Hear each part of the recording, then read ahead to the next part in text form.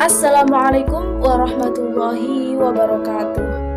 Sabahul khair ayuhat talamid wa tilmidat. Kaifa halukum?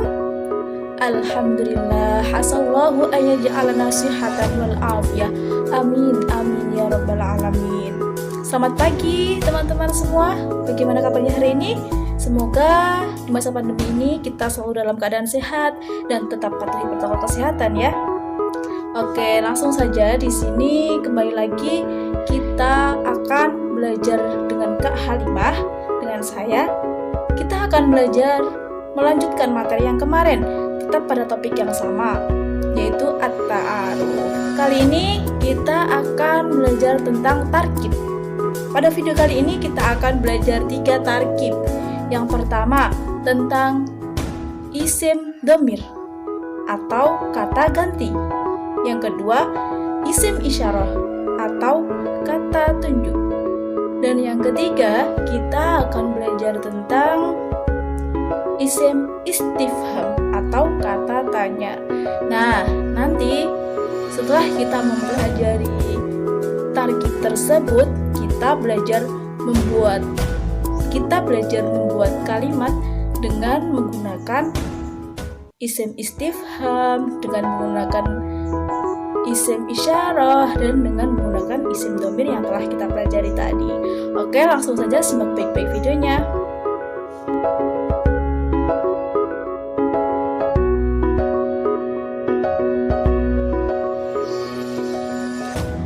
Pertama, isim dhamir munfasil. Isim dhamir munfasil adalah kata ganti yang bisa berdiri sendiri. Isim dhamir munfasil ada 14, yaitu huwa huma hum, hiya huma hunna, anta antuma antum, anti antuma antunna, ana nahnu. Nah, itu tadi isim dhamir munfasil. Sekarang kita masuk ke contoh. Ana azam, berarti artinya saya azam. Huwa thalibun, dia siswa. Anti thalibatun, dia siswi. Nahnu tilmidun, kita murid. Nah, begitu ya contoh dari isim dhamir munfasil. Sekarang tarkib yang kedua, yaitu isim isyarah. Isim isyarah adalah kata tunjuk. Isim isyarah terbagi menjadi 2, yaitu kata tunjuk untuk jarak dekat dan kata tunjuk untuk jarak jauh.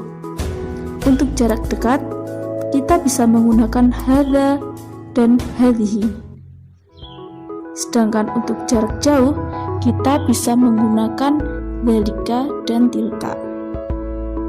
Hadza digunakan untuk muzakkar, sedangkan hadhihi digunakan untuk muannas. Dzalika digunakan untuk muzakkar dan tilka digunakan untuk bentuk muannas. Contoh dalam kalimat: hadza thalibun, ini siswa. Hadza muzakkar, thalibun juga muzakkar. Jadi thalibun menggunakan isim isyarah hadza. Contoh yang kedua, hadhihi thalibatun, ini siswi. Hadhihi adalah bentuk mu'annas dan thalibatun juga bentuk mu'annas. Jadi hadza thalibun dan hadhihi thalibatun. Contoh yang selanjutnya, dzalika shadiqi, itu temanku laki-laki. Tilka, Tilka sodiqoti, itu temanku perempuan. Nah, sudah bisa ya adik-adik semua? Oke, sekarang kita masuk yang ketiga. Kata tanya. Pada pertemuan minggu yang lalu, kita sudah belajar tentang mufradat kata tanya yang terdapat pada topik at-ta'aruf. Masih ingat kan adik-adik semua? Pastinya masih ingat dong. Oke, kata tanya yang pertama yaitu ma. Ma artinya apa? Ma digunakan untuk menanyakan kata benda yang tidak berakal. Contohnya ya dalam percakapan. Ma hadza? Apa ini? Jawabannya hadza kitabun. Ini buku. Ma hadhihi? Apa ini? Jawabannya hadhihi mistaratun. Ini penggaris. Yang kedua, hal. Hal artinya apakah? Hal digunakan untuk menanyakan jawaban iya atau tidak. Contoh dalam percakapan. Hal hadza mirsamun? Apakah ini pensil? Jawabannya bisa. Iya, bisa, tidak. Kalau yang iya, na'am, hadza mirsamun. Iya, ini pensil. Atau bisa juga dijawab tidak. La, hadza qalamun. Tidak, ini pena. Yang ketiga, man. Artinya siapa? Man digunakan untuk menanyakan kata benda yang berakal. Contohnya, man hadza? Siapa ini? Jawabannya, hadza Mahmud. Man hadhihi? Siapa ini? Jawabannya, hadhihi Mahmudah. Yang keempat, kaifa. Kaifa artinya bagaimana. Kaifa digunakan untuk menanyakan keadaan. Contohnya, kaifa haluk? Bagaimana kabarmu? Jawabannya, ana bi khairin alhamdulillah. Saya baik, alhamdulillah. Yang kelima, min aina. Artinya dari mana. Min aina digunakan untuk menanyakan dari mana datangnya suatu benda. Contoh dalam percakapan. Min aina anta? Dari mana kamu? Jawabannya, ana min Surabaya. Saya dari Surabaya. Nah, itu tadi kata tanya yang sering digunakan dalam topik at-ta'aruf. Catatan. Untuk pertanyaan siapa namamu, kata tanya yang dipakai adalah ma, bukan man.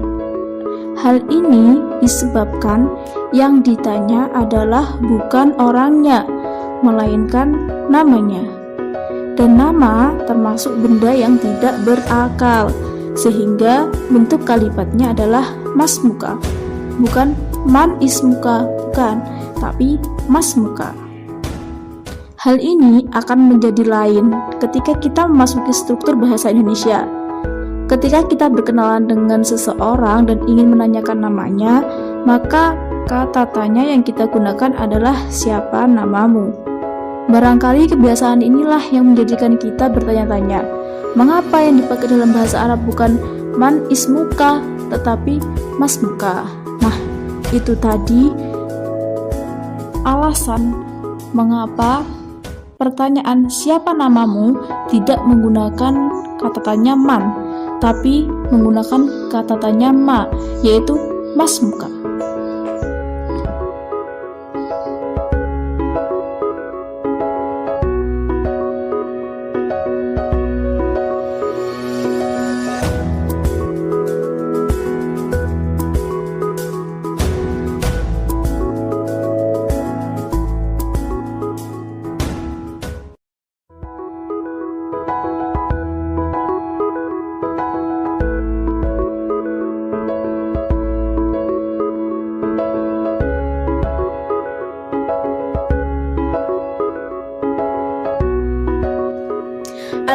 Alhamdulillahirrabbilalamin, kita telah belajar dari awal sampai akhir materi. Nah, semoga materi At-Targhib hari ini dapat bermanfaat bagi kita semua dan dapat kita terapkan dalam kehidupan sehari-hari. Amin. Nah, sekian materi dari kakak. Kurang lebihnya kakak mohon maaf yang sebesar-besarnya. Wabillahi taufiq wal hidayah wal inayah. Assalamualaikum warahmatullahi wabarakatuh. Ilal liqa.